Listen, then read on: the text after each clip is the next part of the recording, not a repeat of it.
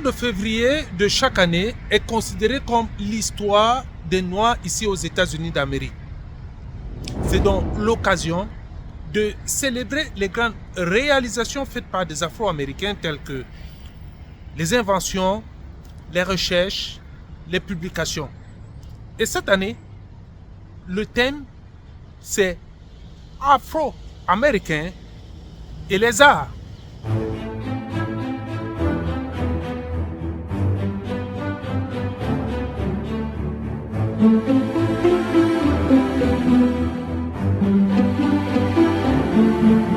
L'origine de l'histoire des Noirs aux États-Unis d'Amérique est l'œuvre du docteur Carl Woodson. Il est le père de l'histoire des Noirs aux États-Unis d'Amérique.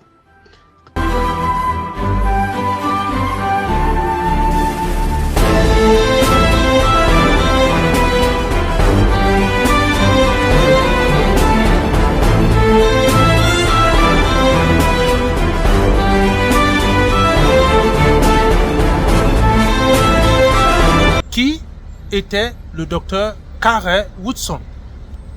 Le docteur Carl Woodson fut un brillant éducateur et historien.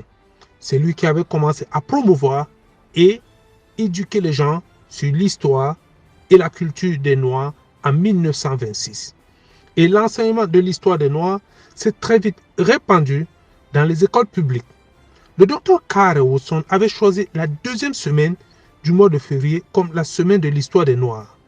Les collèges et les universités avaient également pris le relais en organisant les commémorations pour célébrer l'histoire des Noirs grâce aux étudiants et aux professeurs de l'université de Kent en 1970. Eh bien, c'est le président Gerald Ford qui avait officiellement reconnu le mois de l'histoire des Noirs lors du bicentenaire des États-Unis d'Amérique en 1976.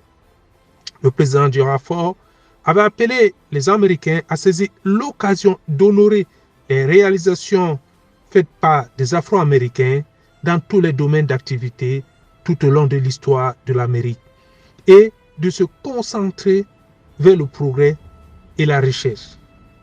Février a été choisi principalement parce que la deuxième semaine du mois de février coïncide avec l'anniversaire d'Abraham Lincoln et de Frederick Douglass.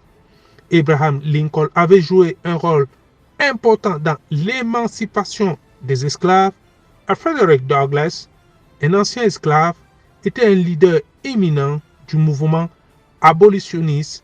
Il s'est battu pour la fin de l'esclavage aux États-Unis d'Amérique. Lincoln et Douglass sont tous nés chacun à la deuxième semaine du mois de février.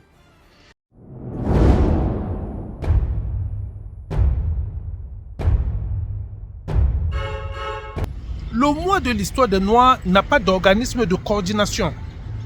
Chacun peut organiser un événement à travers les conférences, les symposiums et les débats. On peut visiter les musées tels que le musée afro-américain.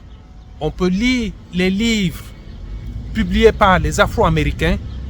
On peut rencontrer un sénateur, un congressman ou bien un élu du peuple. C'est donc traditionnellement une époque où les Afro-Américains organisaient des célébrations en l'honneur de l'émancipation. Et c'est après 40 ans que le président Gerald Ford va officiellement reconnaître le mois de l'histoire des Noirs aux États-Unis d'Amérique. Chaque année, il y a un nouveau thème pour désigner le mois de l'histoire des Noirs.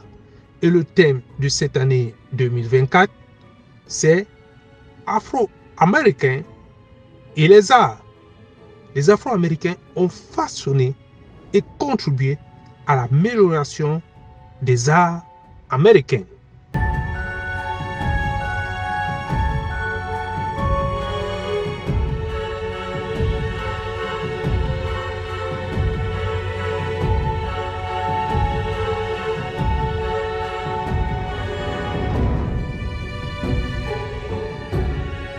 Il n'y a pas d'histoire américaine sans l'histoire afro-américaine.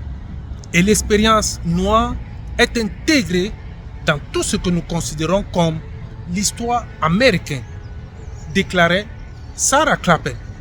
Les Afro-Américains ont façonné et ont beaucoup contribué pour les arts ici aux États-Unis d'Amérique. Sur le plan musical, on n'oubliera jamais The King of Pop, Michael Jackson. Parfait Thierry Mbous, depuis le monument du docteur Carey Woodson, ici à Washington DC, pour Africa News USA.